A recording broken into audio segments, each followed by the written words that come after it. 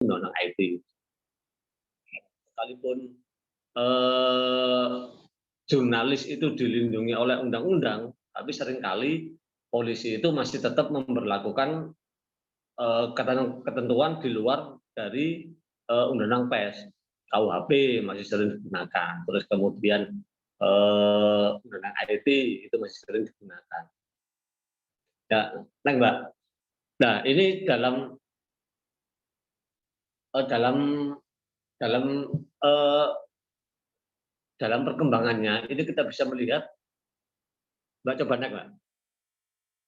Kita melihat perbandingan antara data tahun 2000 dan tahun eh, 2001, ini angka kekerasan ini fluktuatif, dalam artian itu naik turun.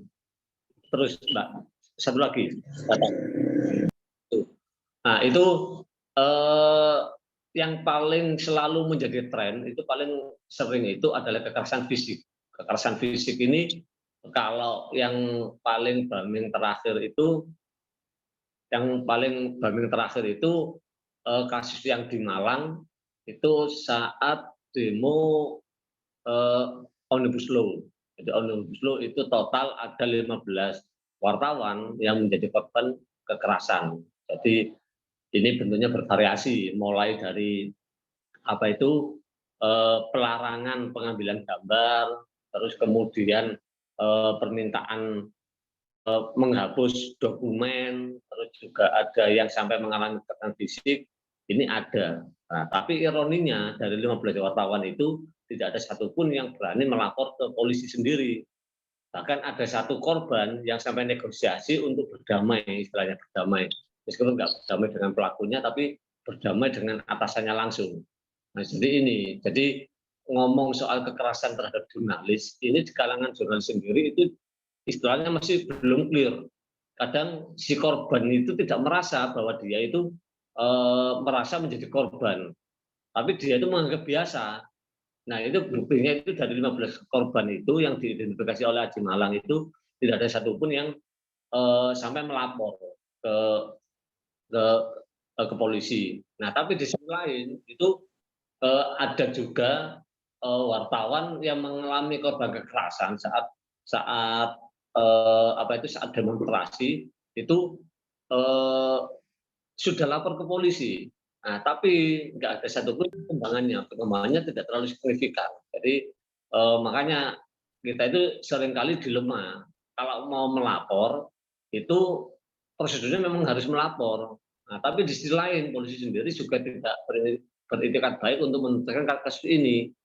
Nah, kita selama ini kita itu ingin Aji ya terutama ya, itu si pelaku ini tidak hanya dikenakan eh, sidang etik. Kalau sidang etik kan masa bersifat internal, tapi kita juga itu ingin menegakkan undang-undang pers. Nah, kalau undang-undang pers itu kita bicara soal pidana. Jadi yang selama ini, makanya ini nanti tergantung kasus yang terjadi nanti itu kalau seumpama itu divonis bersalah, ini kan masih belum vonis. Kemarin itu masih terakhir itu tuntutan dituntut 1 tahun 6 bulan penjara. Nah, kalau seumpama ini sampai vonis, ini eh, menjadi sejarah baru bagi eh, wartawan di Indonesia. Jadi bahwa undang-undang pers itu masih istilahnya punya taring lah. Jadi nggak hanya selama ini tuh kita kalau seumpama wartawan menjadi korban kekerasan itu cenderung damai. Jadi dengan kasus Nur Hadi ini menjadi sejarah baru bahwa undang-undang pers itu berdiri tegak di kalangan jurnalis meskipun dalam prakteknya secara tata hukum ini undang-undang pers ini masih lemah. Jadi dalam artian itu nggak ada aturan turunan bahwa undang-undang pers yang untuk sebagai juga teknis untuk pelaksanaan undang sendiri. Nah, ini dalam eh, dalam perkembangannya ini pelaku kekerasan ini bervariasi. Jadi mulai advokat, terus kemudian pejabat pemerintahan, juga ada polisi, TNI, ormas dan lain sebagainya. Ini eh, selalu berkembang. Nah, ini Aji itu kalau nggak salah itu mulai tahun 2015 apa 2016 itu. Nah itu setiap tahun itu selalu mengeluarkan apa ya istilahnya itu sosok yang dianggap sebagai musuh kebebasan pers. Neneng, Mbak. Sejak tahun 2018 sampai tahun 2020 musuh kebebasan pers di Indonesia selalu polisi. Nah ini untuk tahun 2021 ini masih belum diumumkan siapa yang menjadi musuh kebebasan pers. Tapi saya itu sempat nyeletuk di kalangan pengurus AJI Indonesia itu. Jadi musuh kebebasan pers tahun ini kalau bisa tidak lagi di pihak eksternal. Selama ini kita yang jadikan musuh kebebasan pers itu selalu pihak eksternal. Polisi, terus kemudian ormas, terus TNI itu juga pernah jadi musuh kebebasan pers. Nah, ini saya sempat nyeletuk, musuh kebebasan pers itu juga adalah perusahaan itu sendiri. Jadi perusahaan itu yang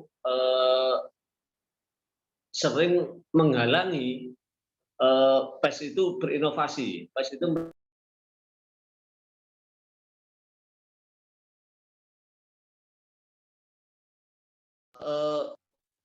dalam beberapa kasus kekerasan terhadap jurnalis ini selalu selesai di bawah tangan antara pimpinan perusahaan, pejabat pejabat pelaku kekerasan itu sendiri. Jadi misalnya begini, wartawan dia dihajar seumpama oleh ormas, ini bergulir, ini ternyata pimpinan perusahaan ini malah bertemu dengan pimpinan ormas untuk menyelesaikan kasus. Seharusnya korban itu dilibatkan. Jadi nggak bisa antara pimpinan perusahaan dengan pimpinan ormas bertemu langsung tanpa korban ini untuk menyelesaikan kasus tersebut. Jadi tergantung korban. Kalau korban berkenan ya tidak masalah. Tapi kalau sama korban itu ingin lanjut, ya pimpinan perusahaan jangan istilahnya jangan sampai menikung. Ini saya ambil contoh, ini kasus wartawan Liputan 6 yang di Batam itu yang dia menjadi korban apa itu korban kekerasan dari staf Kemenhub. Nah, ketika si wartawan itu ingin kasus itu dilaporkan ke polisi, ini malah pihak perusahaan tidak ingin kasus ini terus berlanjut. Nah, bagi perusahaan itu istilahnya mencari amannya. Jadi perusahaan itu tidak ingin meskipun si wartawan itu menjadi korban, jangan sampai hubungan baik antar instansi itu nanti terganggu. Nah, bisa dibayangkan kalau seumpama si wartawan ini tetap melanjutkan kasusnya, nah jelas hubungan antara perusahaan media dengan instansi tersebut kan jelas tidak baik. Nah ini yang ingin dihindari oleh perusahaan itu ingin selalu hubungannya dengan instansi lain itu selalu baik. Nah, tapi ya itu dengan mengorbankan si wartawan atau si wartawan itu. Nah ini yang ironi dari rentetan musuh kebebasan pers yang dilansir oleh AJI ini kok selalu polisi, padahal polisi selama ini itu kan yang paling tahu aturan. Nah ini apalagi antara Dewan Pers dengan Kapolri ini sudah ada MOU kalau seumpama ada sengketa pers atau sengketa produk jurnalistik ini jangan langsung ujuk-ujuk di usut secara pidana. Nah, itu paling enggak itu harus konsultasi dulu dengan Dewan Pers. Nah, ini untuk yang kasus Banjarhit yang Diananta ini sebenarnya sudah ada sudah ada semacam pendapat dari Dewan Pers bahwa kasus ini adalah produk jurnalistik. Nah, tapi yang terjadi polisi tetap mengusut. Ini kabar terbaru, ini sekarang Diananta juga dikejar kasus yang lain, entah kasus yang apa ini yang saya belum tahu. Nah, ini juga diusut oleh polisi. Jadi padahal kalau seumpama itu terkait dengan produk jurnalistik, maka larinya itu bukan ke pidana atau KUHP atau undang-undang IT, tapi larinya itu adalah ke undang-undang pers, dan nanti mekanisme mekanisme penyelesaiannya itu tergantung pedoman yang telah dikeluarkan oleh Dewan Pers. Jadi kalau menurut apa itu Ade Wahyudi, ini direktur LBH Pers ini, nah ini kenapa kok polisi yang paling sering menjadi musuh pimpinan pers? Ini karena pemahaman antar level itu yang berbeda. Ketika kita ngomong sama perwira, itu bisa ada titik temu. Nah, tapi ketika kita ngomong yang perwira ke bawah, bintara, ini sulit. Bintara itu tidak punya bekal hukum sangat minim. Jadi yang penting itu yang ada di otaknya itu KUHP aja atau undang-undang IT aja. Padahal itu ada undang-undang pers. Bahkan yang ironi itu yang ketika sidangnya kasus Nur Hadi, dua polisi yang jadi terdakwa ini sama-sama mengaku tidak tahu bahwa ada undang-undang pers. Padahal undang-undang pers itu ada mulai tahun 99. Ini sudah 20 tahun lebih, tapi polisi itu tidak tahu bahwa ada undang-undang pers. Ini kan yang ironi. Padahal seharusnya polisi itu yang paling paham soal hukum, yang selalu mempraktekkan, namanya juga lembaga catatan, itu seharusnya itu yang paling paham dalam mempraktekkan undang-undang atau aturan. Tapi buktinya polisi itu nggak semuanya tahu bahwa ada undang-undang pers, ada lembaga yang namanya Dewan Pers dan lain sebagainya. Nah ini yang sangat sangat apa itu sangat ironi. Ya, Mbak. Nah, kalau seumpama ngomong penyebab, ini jangan hanya dilihat dari produk jurnalistik. Jadi ketika si wartawan itu jadi korban kekerasan, ini jangan hanya dilihat dari produk jurnalistik. Jadi seringkali saya contohkan kasus ya, beberapa bulan yang lalu itu terus naik ngomong penyebab, Mbak. Beberapa bulan yang lalu itu ada wartawan yang dipukul oleh tetangganya. Dipukul tetangganya. Nah, saat itu yang pertama kali heboh itu di grup wartawan, ini dianggap terkait dengan produk jurnalistik. Nah, tapi ketika saya mendengar berita itu saya langsung berasumsi bahwa ini tidak akan terkait dengan produk jurnalistik. Asumsi saya ini berdasar pertama, itu karena wartawan tersebut itu selama ini nggak pernah membuat tulisan yang istilahnya itu yang berpotensi konflik atau mengancam keselamatannya. Dia itu selalu membuat berita itu yang aman-aman, berita rilis atau kemudian istilahnya yang seperti dikenal sekarang itu jurnalisme damai, seperti itu, yang jauh dari konflik. Nah, makanya saya itu yakin dia tidak menjadi korban kekerasan karena produk jurnalistik. Nah, tapi di grup wartawan saat itu heboh. Nah, ternyata benar, ternyata itu masalah pribadi antara dia dengan tetangganya, tidak ada kaitan sama sekali dengan produk jurnalistik. Nah, dalam konteks seperti ini, lembaga profesi dalam artian di sini apa itu AJI, PWI, IJTI, PFI ini tidak mau terlibat. Jadi ini karena adalah masalah pribadi. Nah, tapi kalau itu terkait jurnalistik, bisa jadi AJI, PWI, IJTI atau PFI itu bisa pendampingan. Nah, ini jadi kalau saya ngomong penyebab atau menjadi korban kekerasan, ini yang pertama itu adalah faktor dislike. Jadi bisa jadi antara narasumber tidak suka dengan wartawan A. Jadi apapun yang ditulis wartawan itu pasti membuat hatinya itu sakit. Jadi ini yang kemudian memicu wartawan mengalami kekerasan. Terus bisa jadi juga narasumber itu tidak berkenan. Jadi yang perlu diketahui narasumber itu memiliki hak diwawancarai atau tidak diwawancarai oleh narasumber oleh wartawan. Kalau seumpama narasumber itu tidak mau diwawancarai, ya wartawan jangan memaksa. Wartawan harus mencari narasumber lain yang mau diwawancarai. Karena narasumber kan nggak hanya satu. Kecuali kalau dia itu satu-satunya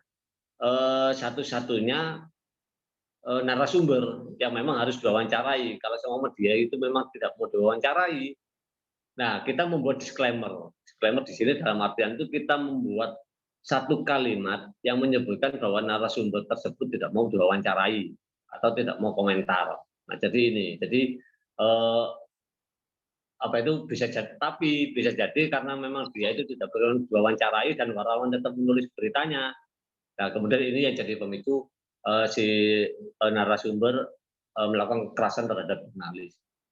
Nah, terus yang ketiga ini jurnalis itu tidak profesional. Jadi saya ambil contoh yang sebenarnya kalau kita melihat runtutan dari beberapa kejadian terkait kekerasan terhadap jurnalis, ini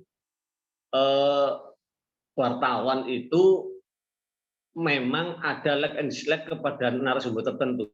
Jadi sudah tahu beritanya itu menyudutkan, tapi dia itu tidak mau langsung konfirmasi. Padahal kita ngomong keberimbangan, itu seharusnya dalam satu frame berita itu berisi kedua belah pihak. Tapi yang terjadi karena memang tidak suka atau memang malas, ini wartawan akhirnya menunda konfirmasi kepada pihak terkait. Nah, ketika konfirmasinya itu tertunda, kan bisa jadi narasumber kan sakit hati gitu. Ini sudah tahu menyudutkan saya, tapi kok saya tidak dikonfirmasi. Nah, maka ini yang jadi pemicu terjadinya kekerasan. Nah, terus yang apa itu yang keempat ini juga ada tindak pidana. Di sini dalam artian adalah si wartawan ini yang melakukan tindak pidana,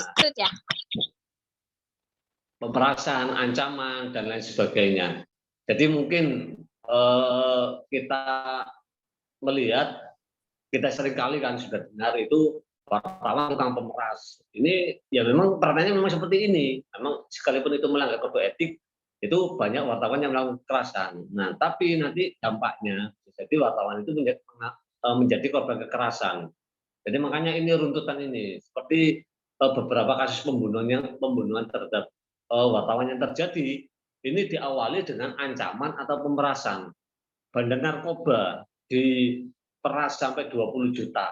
Nah, ini yang kemudian daripada saya selalu memberi uang kepada wartawan, lebih saya bunuh saja si wartawan itu. Nah, ini yang jadi penyebab juga. Jadi ada tindak pidana di balik kekerasan itu sendiri. Ya, nah ini untuk pendampingannya biasanya kita itu menggunakan dua cara, yaitu litigasi dan non litigasi. Dalam hal litigasi kita biasanya itu menggandeng firma hukum. Dan seharusnya kalau kita melihat aturan, seharusnya itu perusahaan yang bertanggung jawab dalam pendampingan. Nah, tapi kita tahu sendiri dari sekian kasus kekerasan yang dialami oleh jurnalis, perusahaan itu ingin selalu jalur damai.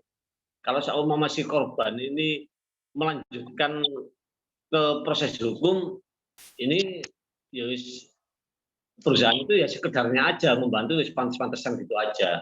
Nah, makanya jangan heran ketika kekerasan terhadap jurnalis ini terjadi, ini yang paling sering maju itu adalah lembaga profesi. Jadi bukan perusahaan, justru perusahaan malah bersifat sebaliknya. Nah, padahal lembaga profesi ini membantu dari segi non litigasi daripada yang litigasinya. Nah, kan kita tahu sendiri kan itu rata-rata wartawan itu kan nggak bisa beracara karena bukan pengacara. Nah, makanya itu non litigasi. Nah, litigasinya bagaimana ya? Ternyata itu tanggung jawab perusahaan. Nah, karena perusahaan itu nggak mau, ya akhirnya semuanya dibebankan kepada lembaga profesi dan korban. Nah, itu. Ya mungkin itu, Mbak. Nanti kita lanjut di diskusinya, Mbak. Baik. Terima kasih disampaikan kepada pemateri yang telah menyampaikan materinya yang sangat luar biasa. Langsung saja kita akan memasuki pemateri yang kedua yang dibawakan oleh Bapak Teguh Hidayatul Rahmat. Sebelum penyampaian materi, izinkanlah saya untuk membacakan CV dari pemateri kedua. Nama Bapak Teguh Hidayatul Rahmat, tempat lahir 7 Juli 1986, agama Islam, alamat Jalan Bali, Kelurahan RT 1304, Candi Sidoarjo.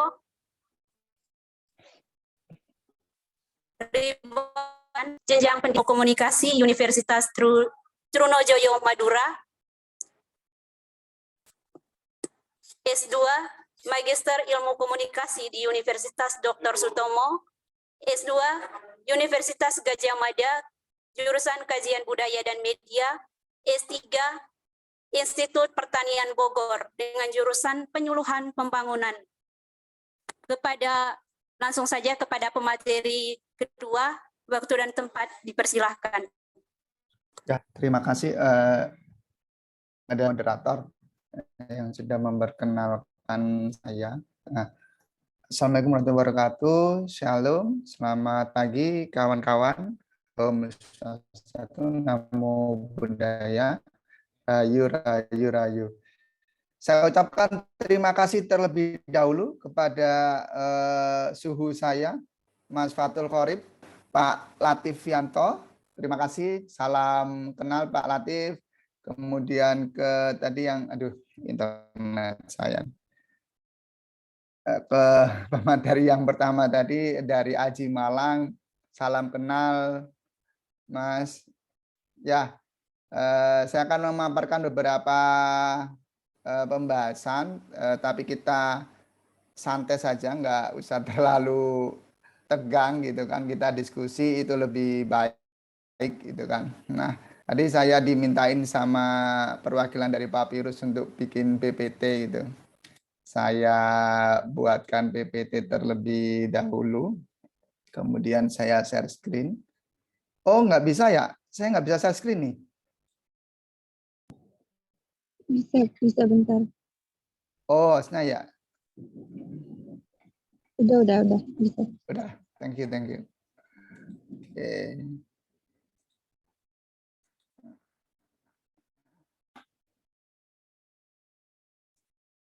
Kelihatan, teman-teman? Ya, Pak, kelihatan, Pak. Oke. Saya mencoba untuk menggenealogikan kasus yang akhirnya melanda kewartawanan kita di Indonesia. Semakin banyak kasus yang terjadi di Indonesia ini terkait dengan bagaimana wartawan itu mencemarkan nama baik gitu kan. Terus kemudian ada fitnah, kemudian didukung oleh pemerintah, akhirnya berkembang menjadi undang-undang ITE gitu kan. Nah, ini yang akhirnya menjadi salah satu alat pemerintah untuk membungkam atau untuk melihat wartawan ini akhirnya tidak bisa bergerak kemana-mana. Nah, ini yang akhirnya saya mencoba untuk mengkontekstualisasikan terminologi pencemaran nama baik itu dari mana sih asalnya gitu kan.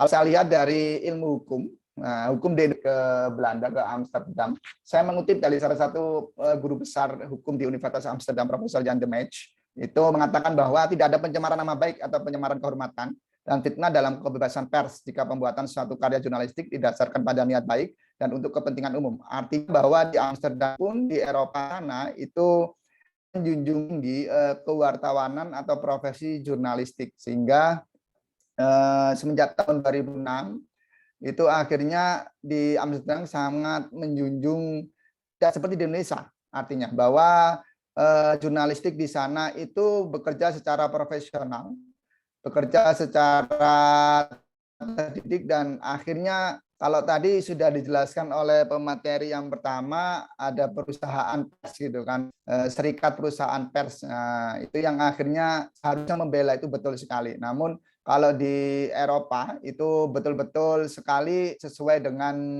amandemen, sesuai dengan hukum yang berlaku, sehingga kewartawanan di sana atau dunia jurnalistik di dunia barat ini akhirnya betul-betul dilaksanakan dan tidak ada yang mengalami akhirnya tersinggung fitnah dan sebagainya. Karena memang di sana untuk kasus tentang pencemaran nama baik ini oleh wartawan itu sangat dibela profesi kejurnalistikan. Nah, ini yang ada di Belanda. Saya berjalan di luar dulu, baru nanti kita ke Indonesia ya kawan-kawan. Nah, saya melihat di Makedonia, ini salah satu negara di Eropa, di atasnya Yordania. Nah, ini wartawan di Makedonia tidak lagi akan dipenjarakan bila melanggar pasal hukum tentang pencemaran nama baik atau penistaan, defamation offenses.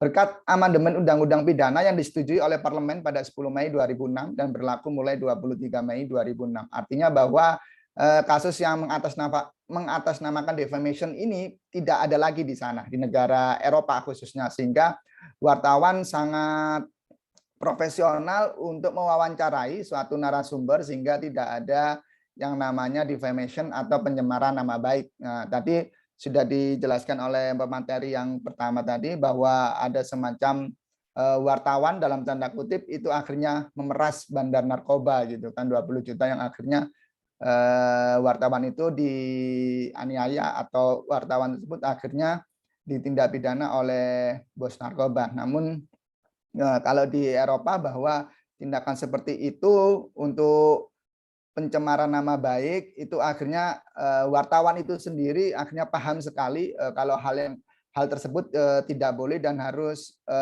sesuai dengan amandemen undang-undang yang ada di Eropa, seperti itu. Kemudian saya melihat di Ghana, nah ini Ghana telah mencabut undang-undang yang menganggap pencemaran nama baik atau penistaan sebagai kejahatan.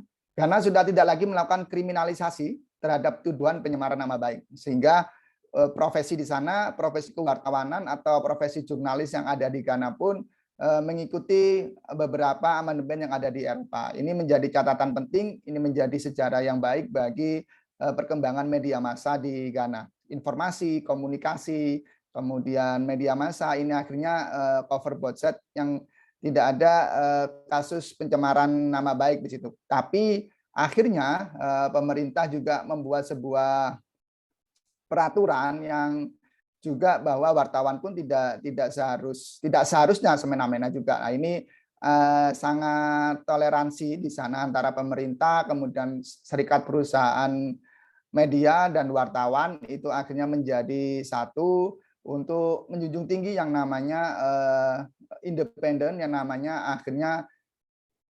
keoriginalitasan berita. Seperti itu. Kemudian yang saya tanyakan sekarang bagaimana dengan di Indonesia, gitu kan? Itu berada pada payung hukum yang dibuat oleh pemerintah di Undang-Undang Nomor 40 tahun 1999 tentang pers yang terdiri dari pasal 6, gitu kan? Poin D, melakukan pengawasan, kritik, koreksi dan saran terhadap hal-hal yang berkaitan dengan kepentingan umum. Saya kemarin diberi info tentang pelanggaran atau tentang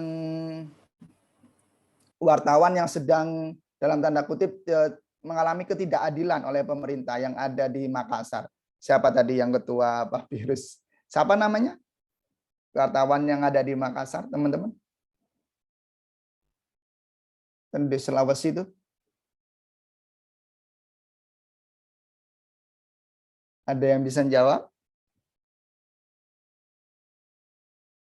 Halo? Halo, teman-teman Pak Virus? Yusrul.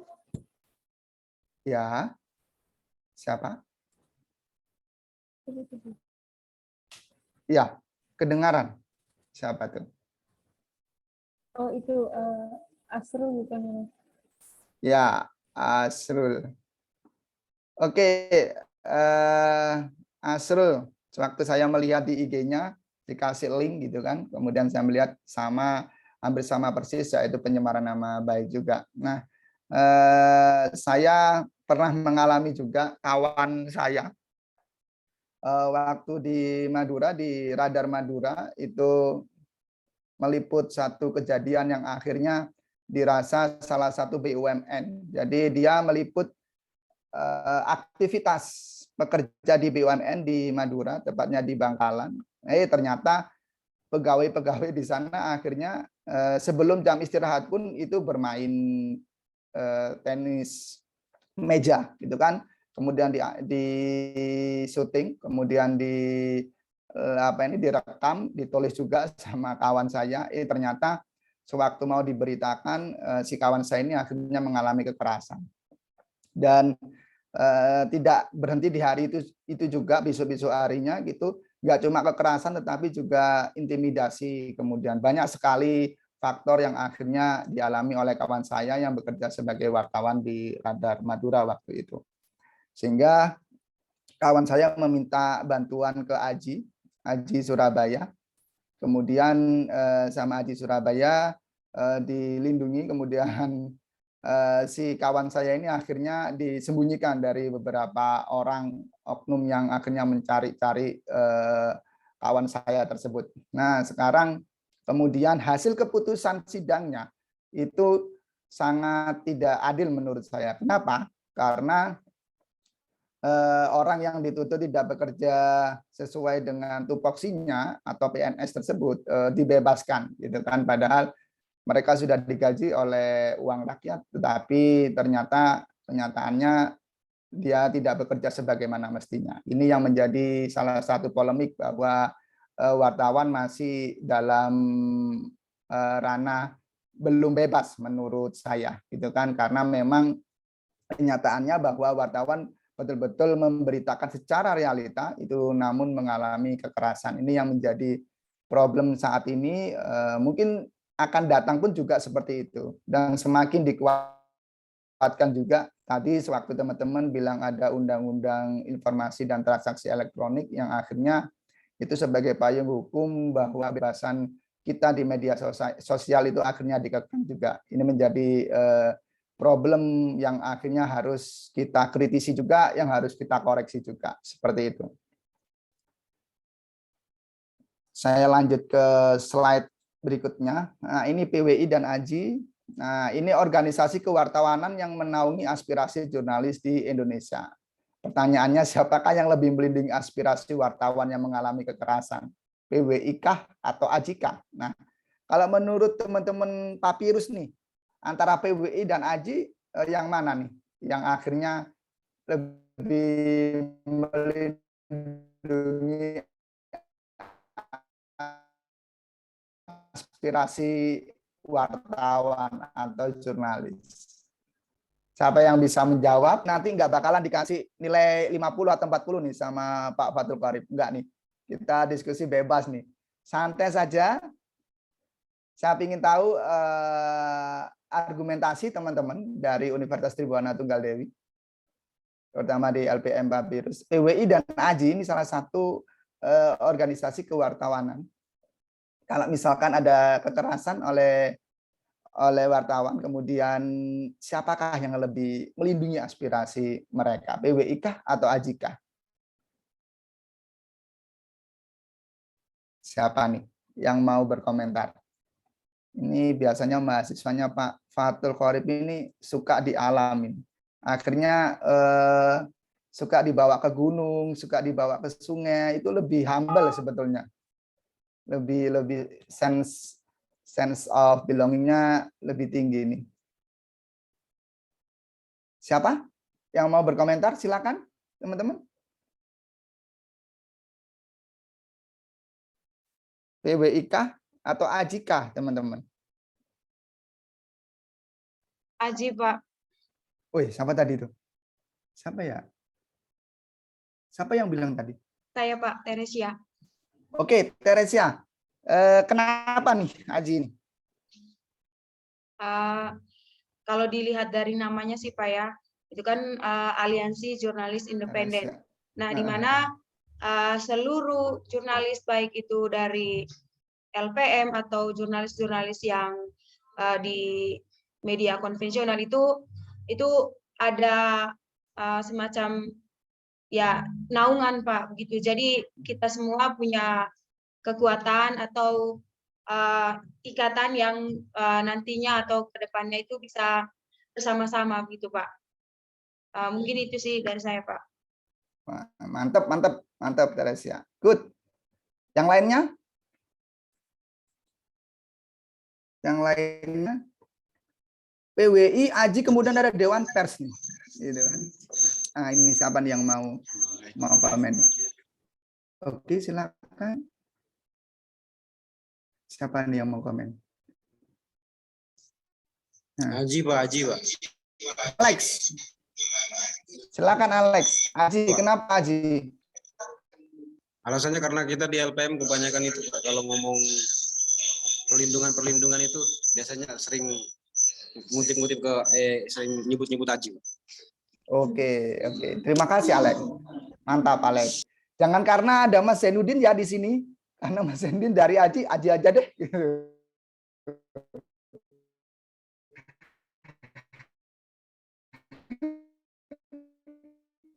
Tapi kita harus netral.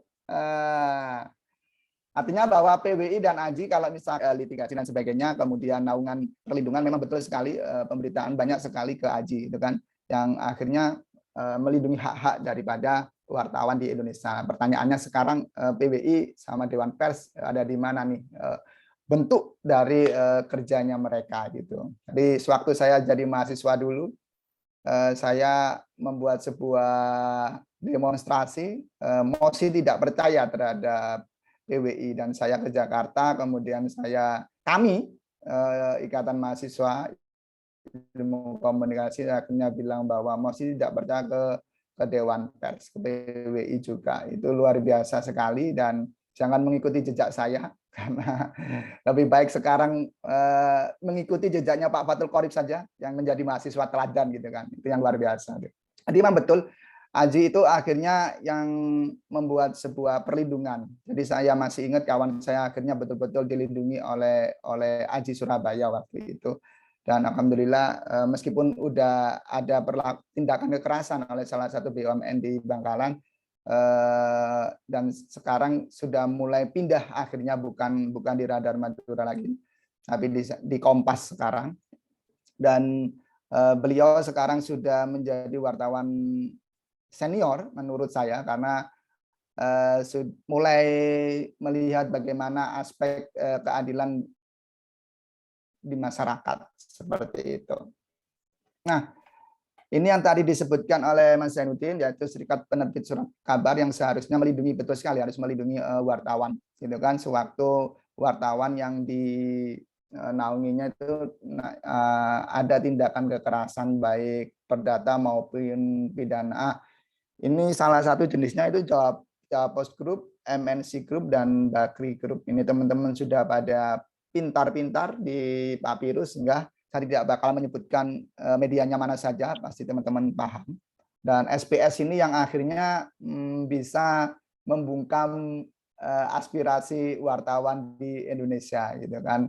Sekarang pertanyaannya masih adakah media yang di Indonesia ini akhirnya media yang independen, media yang akhirnya menyalurkan aspirasi rakyat, padahal pemilik-pemiliknya itu sudah berada pada kontestalasi politik. Nah, ini yang akhirnya jadi pertanyaan yang cukup menyakitkan sebetulnya, karena media sekarang itu akhirnya dikuasai, dihegemoni oleh beberapa orang untuk menyampaikan pendapat dari owner atau pemilik media atau yang biasa disebut sebagai media mogul. Ini yang menjadi satu, kalau saya melihat bahwa inilah salah satu kajian dalam ilmu komunikasi, kemudian kajian dalam media, kajian dalam budaya juga yang harus kita kritisi sehingga kita bisa terbebas dari hegemoni media, seperti itu. Nah, itu dari saya, teman-teman. Pengantar sekaligus nanti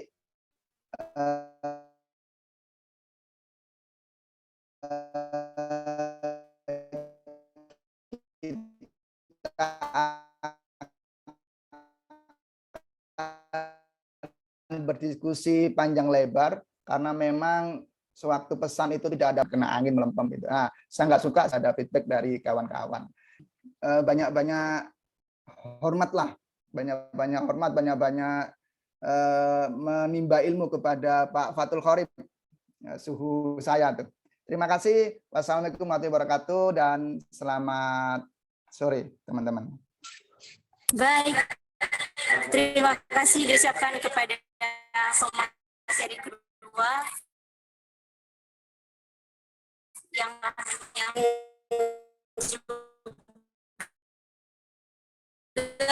sama diskusi. Jadi sesi pertama saya akan buka dengan 3 sesi pertanyaan.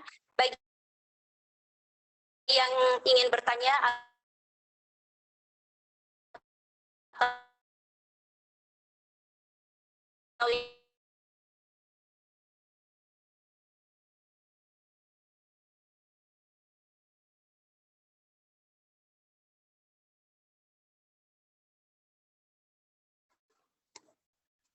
halo Sobat Papirus. Halo. Halo. Ayo dong bikin pertanyaan.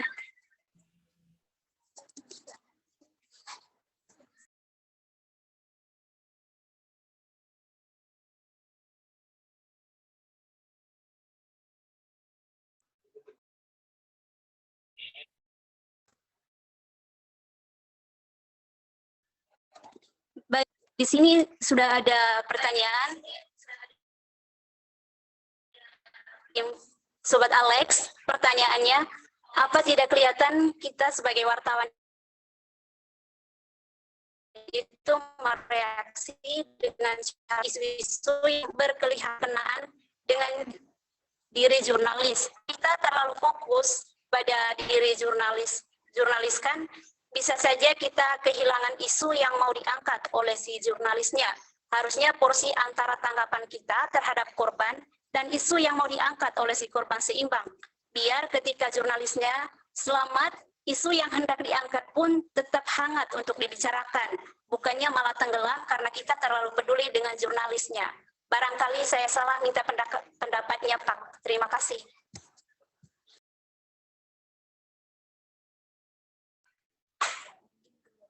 Mungkin kedua pemateri bisa memaparkan terkait pernyataan Sobat.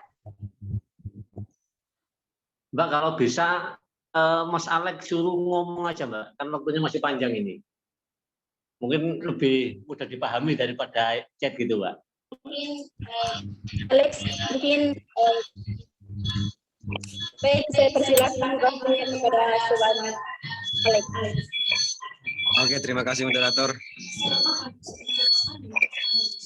Ya, gini saya ini melihat ketika kita menanggapi isu-isu yang berkenaan dengan jurnalis itu kan, kalau menurut saya ya, mungkin itu nggak boleh juga sih dilakukan sebenarnya, orang-orang merepresi jurnalis.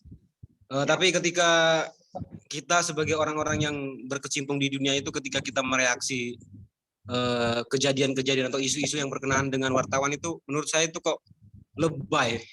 Minta maaf ini kali. Begini soalnya, bagi saya isunya itu lebih penting. Selama ini kejadian-kejadian di Indonesia itu kan, kalau penglihatan saya ya, kalau salah nanti bisa dikoreksi. Itu kita lebih fokus ke ininya, ke jurnalisnya. Lalu karena itu isunya jadi hilang.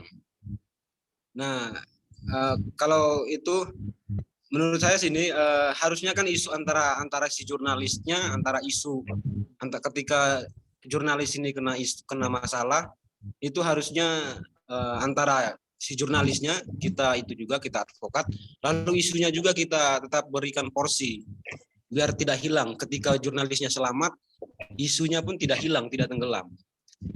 Seperti itu sih, saya minta pandangannya. Begitu, terima kasih.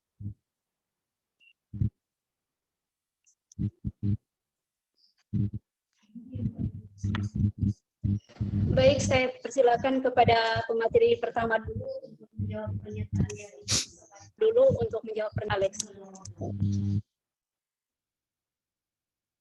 Jadi sebenarnya begini ya. Jadi ketika ada apa itu wartawan menjadi korban kekerasan. Ini dalam pengalaman saya, ini dua-duanya tetap jalan. Jadi kasus kekerasan terhadap jurnalis itu tetap jalan, terus kemudian kasus utama yang sempat diangkat tadi itu tetap jalan. Kita ambil contoh, ketika digebuki oleh polisi di Kota Malang, itu wartawan tetap nulis soal demonya.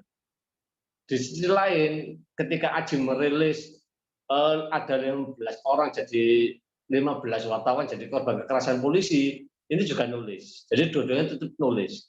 Nah, justru dalam kasus-kasus yang terjadi, ini justru kasus kekerasan terhadap jurnalis ini yang seringkali tenggelam. Kita ambil contoh yang kasusnya Ginan yang di Radar Madura tadi. Ginan Mas ya? Kalau nggak salah ya? Ya, betul, Mas Zainuddin. Ginan. Kasusnya Ginan itu justru yang muncul di persidangan itu mungkin hanya ketika tuntutan sama vonis. Apa itu sidang awal, tuntutan sama vonis. Itu yang paling banyak media itu meliput seperti itu. Juga sama kasusnya Nur Hadi. Ini juga sama. Ketika sidang pertama, tuntutan dan vonis. Padahal keterangan saksi ini yang paling penting. Justru ketika keterangan saksi, ini nggak ada wartawan yang nggak ada wartawan yang datang.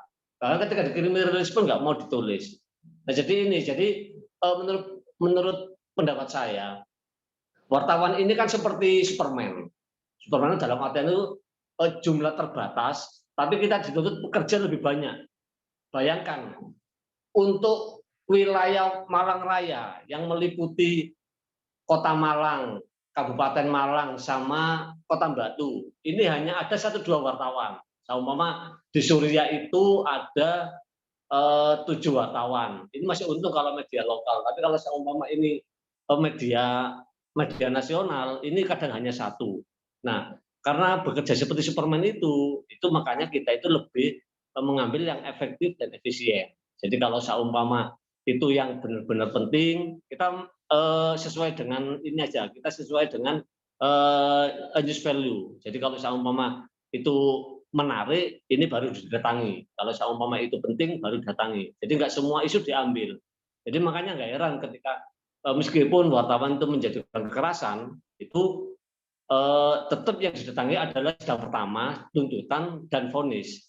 Jadi setelah sidang keterangan saksi, mungkin kita bisa mendengar dari pendapat orang yang hadir, mungkin dari pengacaranya, atau mungkin dari korbannya, atau mungkin dari siapa gitu. Jadi bukan berarti mengabaikan salah satu, tapi kita tetap bekerja secara efektif. Jadi kita jangan sampailah kita bekerja seperti Superman, tapi badan kita sendiri yang malah tumbang alias sakit, kan itu. Kan kita juga perlu jaga kesehatan. Jadi saya rasa itu. Gimana Mas Alex, apakah ada tanggapan?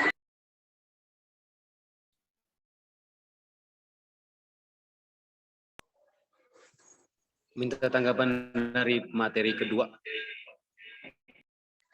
Saya persilakan kepada pemateri 2. Ya, terima kasih. Siapa nih, Mbak Yovina?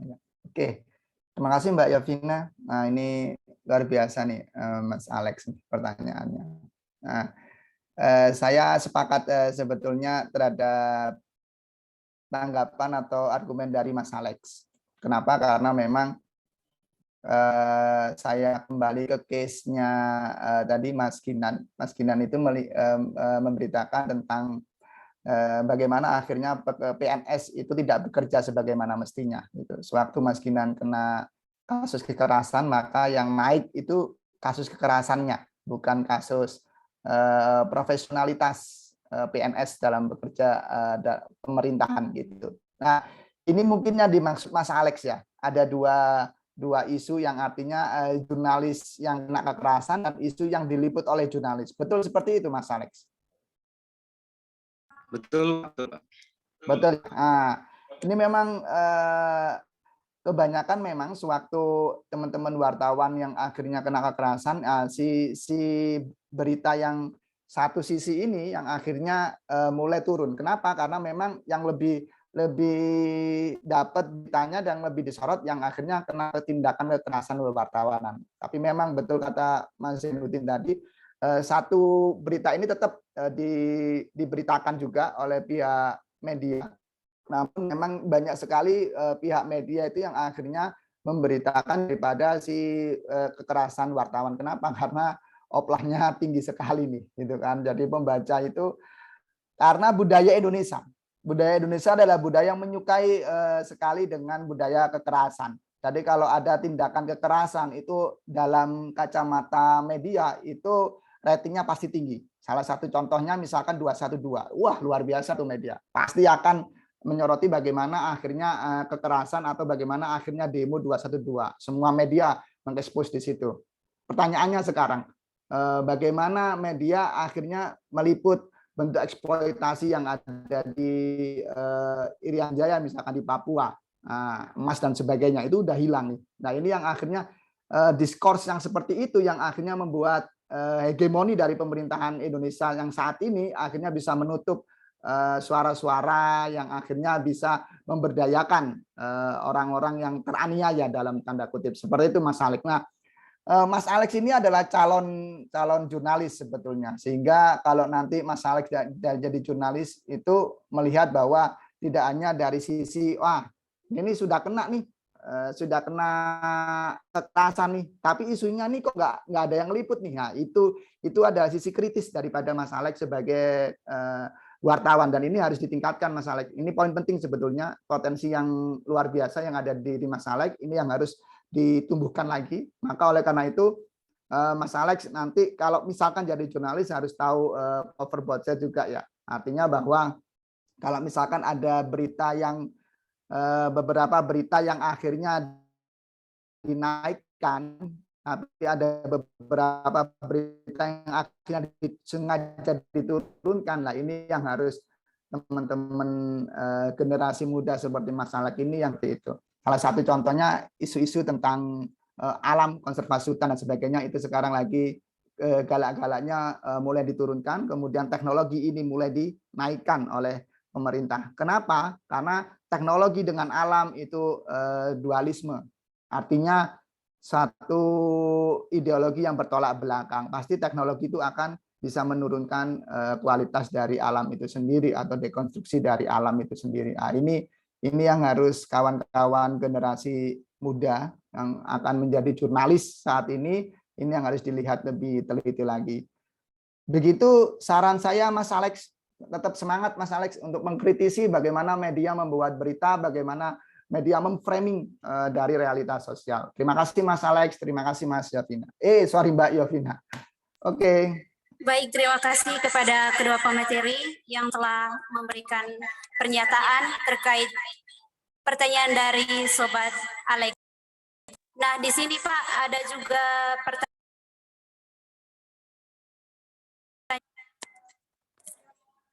dari Adrianus James.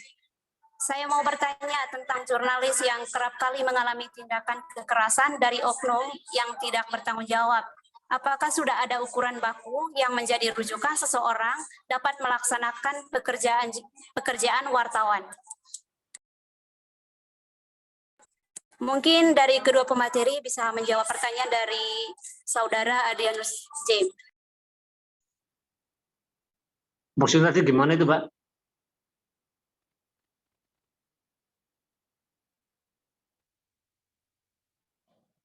Halo? Nggak bisa diulang pertanyaannya. Iya, Pak. Saya mau bertanya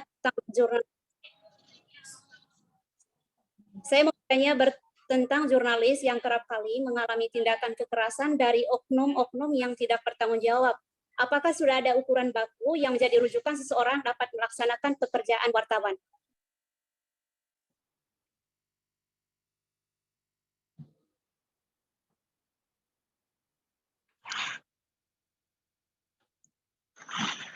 Jadi begini ya, jadi di Indonesia sendiri itu kan ada media massa, ada media komunitas, ada media alternatif, juga ada media sosial.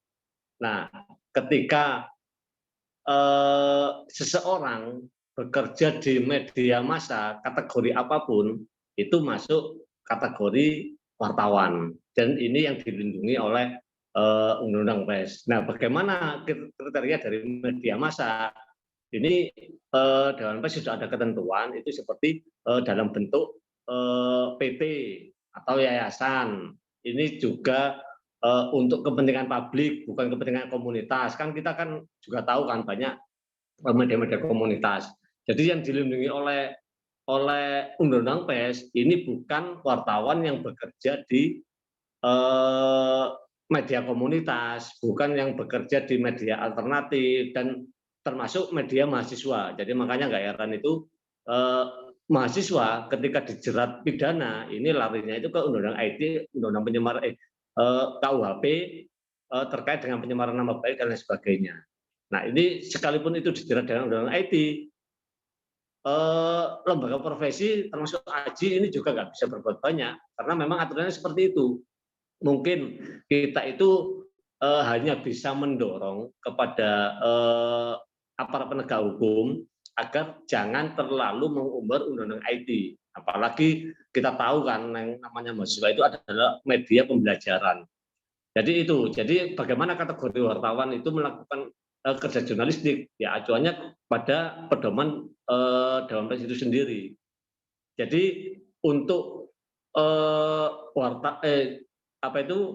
pers mahasiswa ini tidak masuk kategori, apalagi media komunitas seperti media musik atau media pembelajaran agama dan lain sebagainya. Ini nggak masuk. Jadi sekalipun dia itu karya jurnalistiknya itu bermasalah, maka tidak akan dilindungi oleh Undang-Undang Pers. Justru yang bisa kena itu adalah Undang-Undang IT atau Undang-Undang KUHP. Jadi itu batasannya itu. Oke, baik Pak. Terima kasih Pak.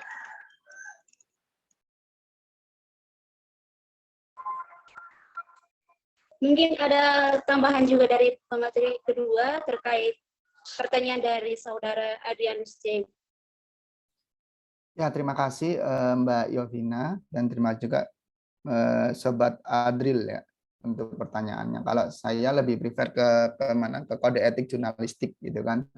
Bagaimana akhirnya sewaktu teman-teman menjadi wartawan itu harus independen, akurat, berimbang, dan tidak beritikat buruk. Kemudian profesional, artinya menunjukkan identitas, terus hormati hak privasi, tidak menyuap, dan berita faktual dan jelas sumbernya. Kemudian yang harus dihindari juga adalah tidak plagiat. Gitu. Nah, ini yang harus menjadi catatan penting untuk teman-teman mahasiswa, bahwa kode etik jurnalistik itu harus diterapkan betul-betul sehingga akhirnya nanti tidak ada yang namanya penyemaran nama baik, namanya tindak kekerasan, kemudian eksploitasi ke wartawan juga. Itu saja sih dari saya, Sobat Adri. Terima kasih, Mbak Yovina. Baik, terima kasih kepada kedua pemateri. Selanjutnya tadi sempat ada yang raise hand, tapi kendala jaringan. Kepada Bang Selo, waktu dan tempat dipersilakan.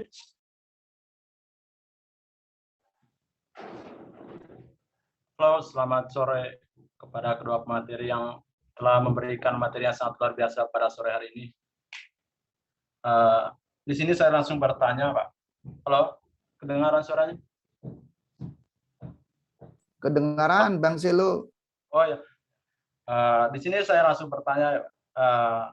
Sekarang kan kasus untuk kekerasan terhadap wartawan di Indonesia ini sudah menjadi tradisi kalau menurut saya. Karena sudah dari dulu itu kekerasan itu selalu ada untuk wartawan. Sehingga ruang lingkup seorang wartawan itu untuk mempublikasikan itu berkurang, terbatas. Di sini yang saya mau tanyakan itu, apakah undang-undang pers itu hanya sebagai formalitas, undang-undang pers itu hanya sebagai formalitas atau bagaimana? Itu sehingga wartawan itu masih bisa aniaya gitu, masih bisa ditindak seperti kekerasan apa segala macam gitu. Sehingga menurut saya undang-undang pers itu hanya sebagai formalitas, tapi tidak harus diterapkan gitu. Atau bagaimana tanggapan dari kedua pemateri gitu? Saya kembalikan, terima kasih. Baiklah saja, saya persilakan kepada kedua pemateri untuk menjawab pernyataan dari Bang Selo.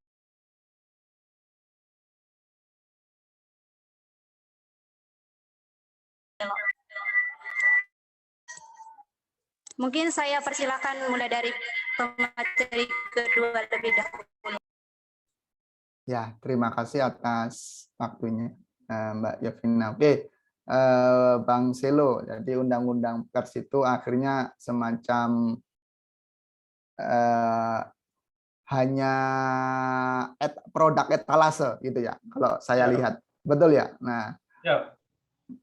apakah akhirnya undang-undang itu tidak bisa dijalankan gitu. Nah, ini yang akhirnya saya juga mengkritisi Bang Selo bahwa undang-undang ini kok tidak bisa digunakan. Namun saya sepakat dengan pernyataan Bang Selo sewaktu undang-undang hanya dibuat sebagai pajangan atau produk etalase menurut saya. Nah, beberapa argumentasi Bang Selo betul, tapi ada beberapa lembaga yang akhirnya atau beberapa organisasi atau beberapa orang yang akhirnya betul-betul menerapkan daripada undang-undang pers gitu kan, sehingga memang Dewan Pers ini kemudian bekerja secara maksimal untuk melihat bahwa pers ini benar-benar diterapkan di kewartawanan Indonesia. Nah, ini yang menjadi salah satu cikal bakal bahwa berkembangnya atau tumbuh dan matinya kebebasan pers ini di Indonesia itu melihat pada faktor kepemimpinan memang. Nah, ini yang harus digarisbawahi bahwa faktor leadership dari suatu organisasi, baik itu organisasi kewartawanan, baik itu di organisasi media massa, baik itu di organisasi perundang-undangan, ini yang harus digarisbawahi. Kenapa? Karena suatu leadership itu betul-betul dijalankan sesuai amanah, sesuai kaidah peraturan, maka undang-undang pers ini betul-betul dijalankan sesuai yang ada di dalamnya, Bang Selo. Sehingga saya melihat ini bukan salah undang-undangnya, gitu kan, tetapi salah leadershipnya, salah kepemimpinannya yang akhirnya tidak mengimplementasikan dengan baik peraturan perundang-undangan di mana di dunia kewartawanan, di dunia kejurnalistikan. Seperti itu, Bang Selo. Ya, tadi yang perlu digarisbawahi sekali lagi bahwa faktor leadership ini yang akhirnya harus dilihat secara betul-betul, yang membuat sebuah keputusan itu menjadi tandingan juga. Undang-undang kebebasan pers akhirnya bisa ditandingkan dari undang-undang ITE, gitu, informasi dan transaksi elektronik misalkan. Nah, ini yang akhirnya menjadi salah satu hal yang konkret, salah satu hal yang kritis bahwa leadership dari suatu kepemimpinan atau leadership dari suatu organisasi ini menjadi salah satu seni kita untuk melihat berbagai kebijakan atau policy di suatu negara. Itu dari saya, Bang Selo. Good job, Bang Selo. Apakah ada tanggapan Bang dari Bang Selo terkait jawaban dari pemateri kedua? Oke, saya sedikit memberikan Apakah belum puas dengan jawabannya? Saya sedikit memberi tanggapan. Yang pertama itu menarik itu tadi di kepemimpinan atau leadership-nya itu. Berarti leadership kepemilikan dari suatu media itu atau bagaimana Pak? Maksudnya?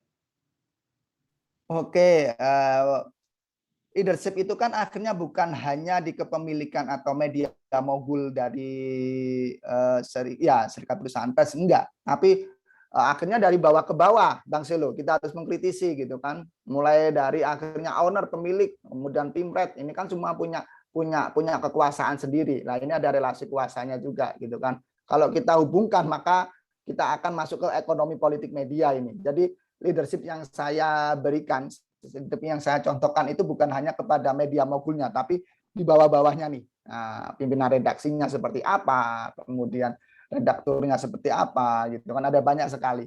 Gitu. Nah, itu yang pertama. Kemudian yang kedua, leadership bukan hanya pada pemilik media juga, ya kan, tapi juga ke organisasi kewartawanan misalkan seperti itu. Bagaimana akhirnya betul-betul mengimplementasikan undang-undang ini dengan cukup baik di negara kita, negara Republik Indonesia ini. Seperti itu Bang Selo. Terima kasih Bang. Ya. Oke Pak. Berarti kan saya tanggapi lagi ya Pak. Berarti kan kepemilikan itu bukan dari yang pemilik atau ada juga dari strukturnya gitu. Tetapi di sini saya mau menyampaikan bahwa kan itu kan masih di bawah naungannya undang-undang pers itu, otomatis mereka itu bisa mendongkrak yang namanya itu.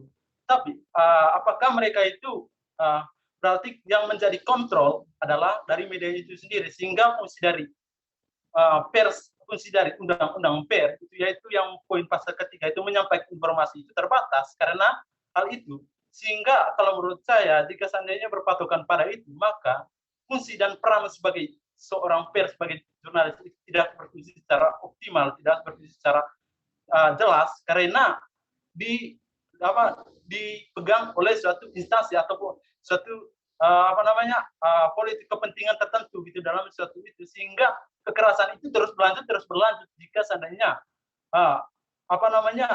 suatu kepemimpinan atau tertingginya suatu undang-undang pers itu tidak dijalankan seoptimal mungkin dalam kehidupan wartawan sehari-hari Pak. Saya kembalikan Pak.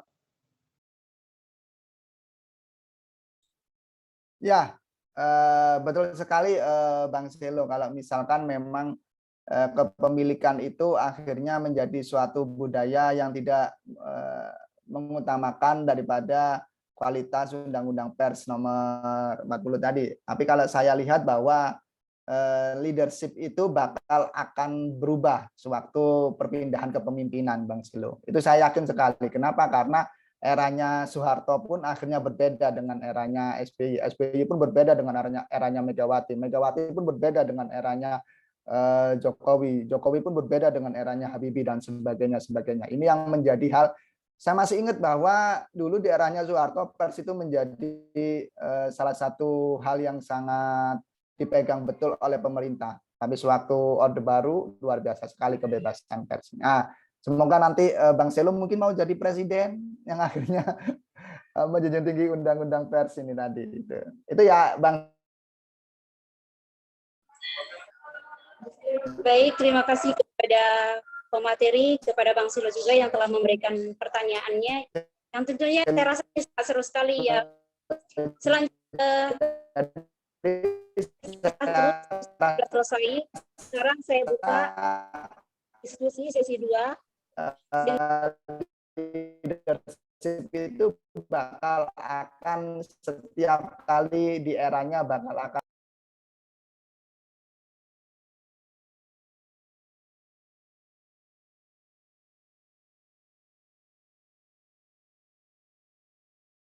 dengan 2 pertanyaan.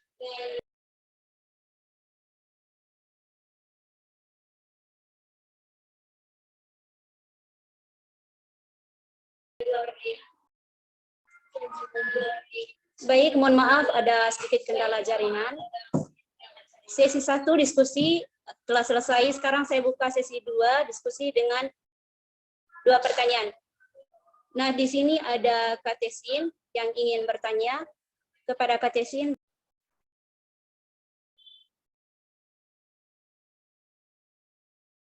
Oke, baik.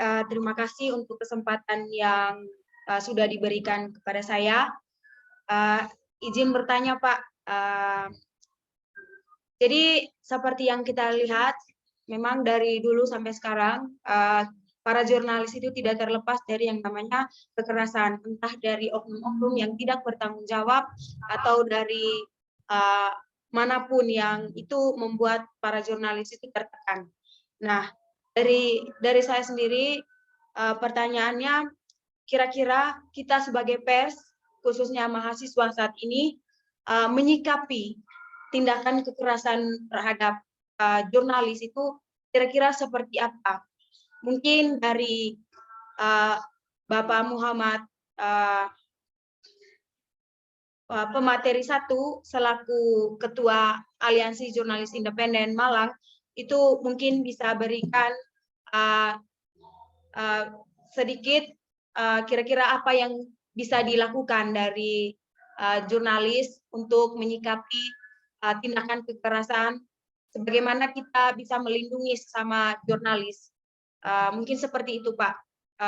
Mungkin dari Bapak Muhammad bisa memberikan penjelasan. Terima kasih, saya kembalikan. Waktu dipersilakan. Baik, terima kasih kepada Kak Yasin atas pertanyaannya. Saya persilakan kepada pemateri pertama untuk menyampaikan jawaban terkait pernyataan. Seperti saya jelaskan tadi, itu ada dua cara untuk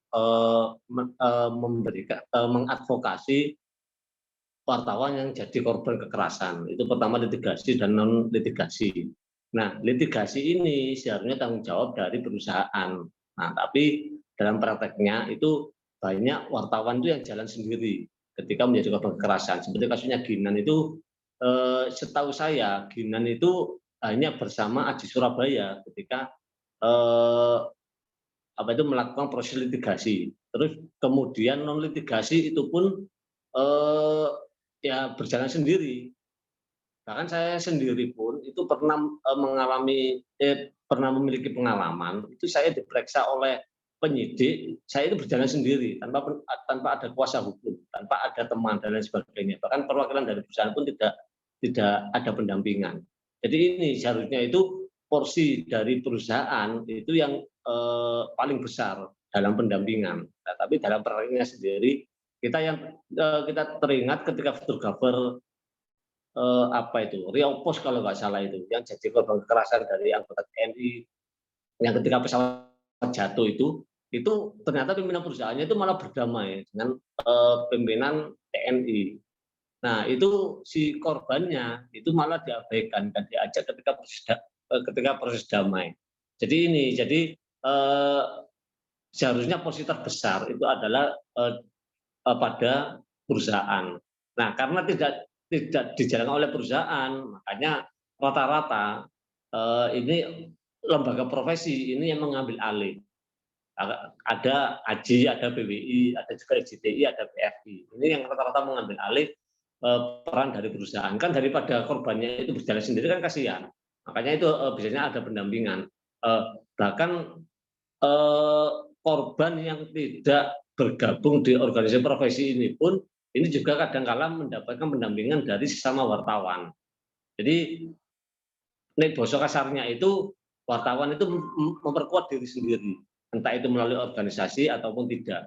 Karena kita masih tidak bisa mengandalkan perusahaan untuk memberikan pendampingan, sekalipun tugas pendampingan adalah pada perusahaan. Jadi itu yang selama ini kita lakukan. Ada dua, yaitu litigasi dan non litigasi. Terima kasih, Pak. Dari KTS. Baik, Pak. Terima kasih untuk penjelasannya. Saya kembalikan.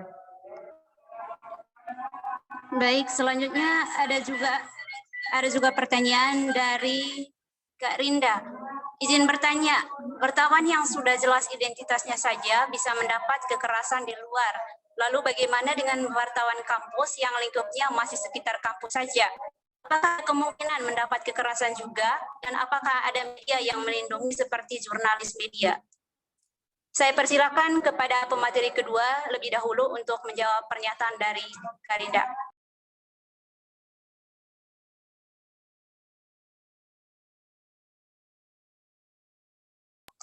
Oke, Kak Rinda ya. Nah, setiap kali menjadi profesi wartawan, setiap kali dan saat itu juga harus siap menerima tantangan dari masyarakat, entah itu tantangan yang keluar dari internal ataupun eksternal gitu kan. Pasti akan mendapat kekerasan, itu pasti, baik kekerasan fisik maupun kekerasan non fisik ya. Kalau non fisik kan akhirnya kita mendapatkan kekerasan yang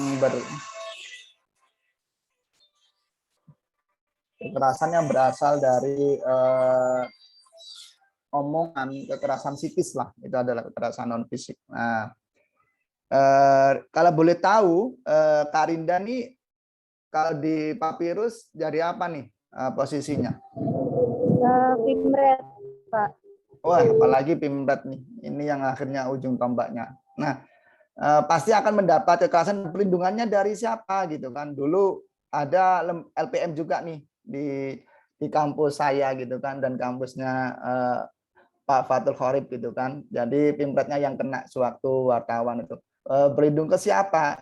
Berlindung ke akhirnya organisasi pers di kampus gitu kan. Ada lembaga pers mahasiswa Fakultas X, lembaga pers mahasiswa Fakultas BCDE gitu kan. Kemudian ada lembaga pers yang ada di satu universitas ini kan. Nah, ini yang akhirnya minta bantuan ke lembaga pers yang di universitas. Lembaga pers di universitas minta bantuan ke siapa? Ke DPM, Dewan Perwakilan Mahasiswa di situ. Nah, ini yang akhirnya menjadi salah satu, kalau bahasanya Jurgen Habermas itu adalah public sphere, ruang komunikasi antara Dewan Perwakilan Mahasiswa dengan para pimpinan, seperti itu. Nah, Mas Fatul Khorib pernah tuh mempunyai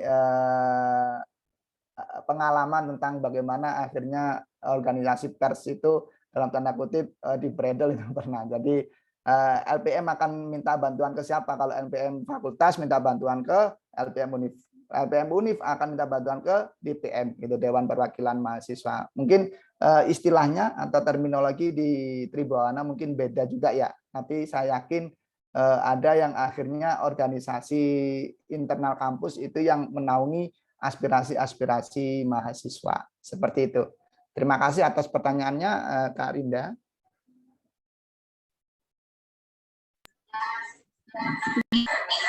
Gimana Kak Rinda, apakah ada tanggapan terkait jawaban dari pemateri kedua? Apa mungkin belum puas? Mungkin ingin mendengar materi pertama juga. Ya, saya minta tanggapannya dari pemateri pertama. Baik, saya persilakan kepada pemateri pertama untuk menjawab pernyataan dari. Jadi sebenarnya pes kampus itu termasuk pes yang rentan. Jadi rentan itu baik dari segi ekonomi maupun dari segi isu. Jadi kita jangan bicara jauh-jauh. Dari segi ekonomi itu rata-rata pes mahasiswa itu masih mengandalkan pemasukan dari kampus. Jadi karena itu sebagai donatur utama, otomatis pes mahasiswa nggak mungkin, atau sekalipun berani itu sangat kecil, itu mengungkap bobroknya yang di kampus. Nah, itu yang paling sangat rentan. Terus di sisi lain, ketika nanti ada sengketa pers terkait dengan produk jurnalistiknya, itu juga bingung, itu akan mengadu kemana. Selama ini Dewan Pers itu masih belum bisa memberikan pendampingan terhadap karena jurnalistik hasil karya pers kampus. Jadi ini, makanya saya itu menganggap kampus itu sebagai media pembelajaran. Karena sebagai media pembelajaran, paling enggak pers kampus itu jangan sampai meliput sesuatu yang sangat sensitif. Istilahnya kita tahu porsi, tahu kekuatan kita. Jadi kalau seumpama kita itu mengungkap hal yang sensitif, maka dampaknya itu sangat besar, termasuk keberedaran. Jadi kalau dari segi news value itu kan ada beberapa macam kan, ada yang hal yang penting, ada yang interest dan lain sebagainya. Maka pers kampus mungkin bisa, daripada kita menanggung risiko karena mengungkap hal yang sangat sensitif, kan kita lebih baik kita mengambil langkah aman. Kita bisa meliput hal yang berbau human interest. Kita juga bisa membuat liputan-liputan ringan dan lain sebagainya. Yang perlu diketahui itu pers kampus itu pernah mengguncang Indonesia, sekalipun itu hanya bersifat liputan ringan. Kita masih ingat dulu itu yang ada yang namanya lemak babi itu yang sempat menghebohkan Indonesia pada tahun 80-90-an itu kan juga dari liputan pers kampus.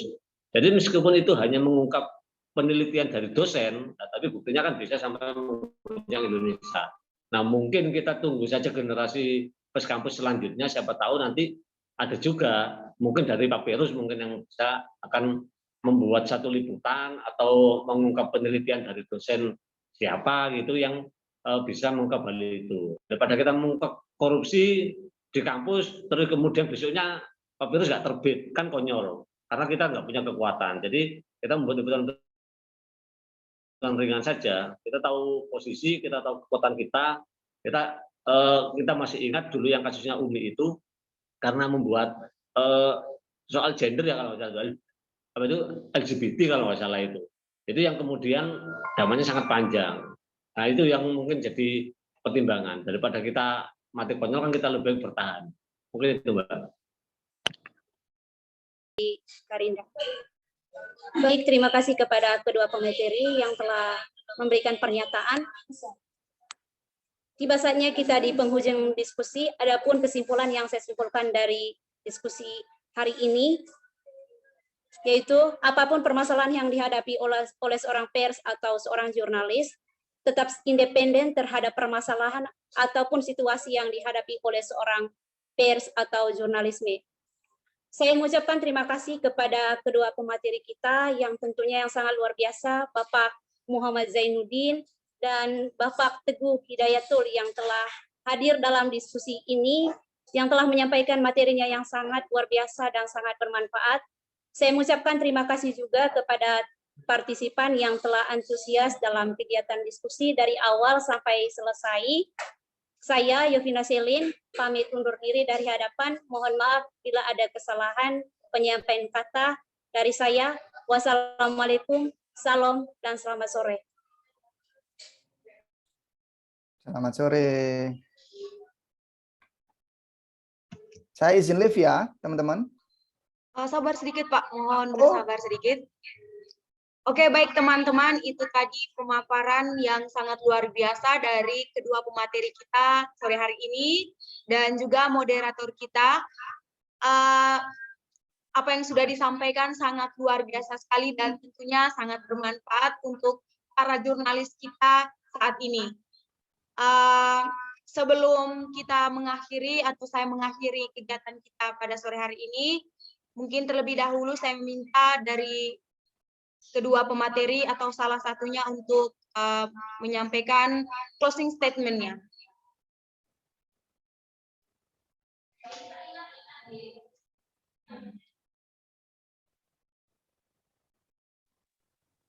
Mungkin saya minta kesediaan dari Bapak Teguh, mungkin. Oke, closing statement ya. Ya, Pak. Saya itu seperti jurnalis. Kalau Anda tidak mau menjadi jurnalis, maka saya itu tidak bakalan ada. Sehingga kalau Anda mau jadi jurnalis, maka saya itu harus Anda munculkan. Terima kasih, teman-teman. Acara. Wow, luar biasa sekali, Pak. Terima kasih, Bapak. Dan untuk teman-teman semua, terima kasih sudah berpartisipasi hingga sampai saat ini. Saya pribadi mengucapkan mohon maaf bila ada salah kata, tindakan yang tidak berkenan di hati teman-teman sekalian. Dari tempat ini saya ucapkan mohon maaf yang sebesar-besarnya dan terima kasih untuk teman-teman semua. Saya Teresia Melanianek selaku Master of Ceremony dari tempat ini mengucapkan terima kasih dan saya pamit undur diri. Terima kasih. Selamat sore. Terima kasih. Sebelumnya kita ada sesi foto dulu. Mohon bersabar untuk teman-teman yang lain. Dan jangan lupa absensi sudah tersedia di kolom chat. Silakan untuk mengabsensi dulu.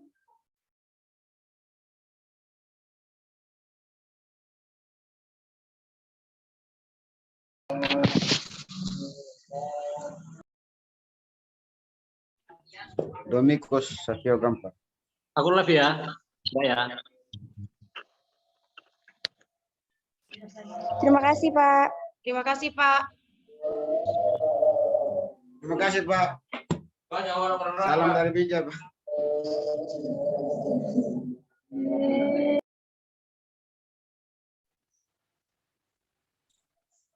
Sudah, Mbak Tesin?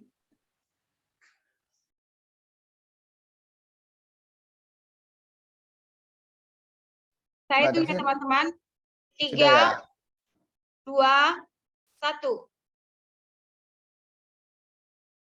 Sekali lagi. 3, 2, 1.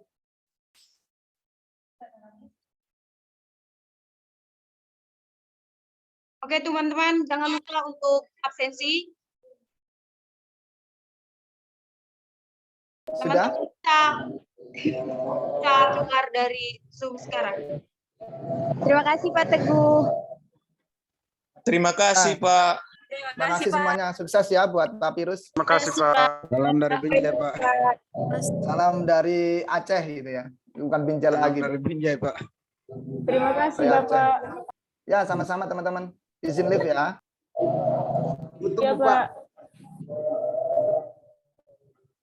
Sudah dapat.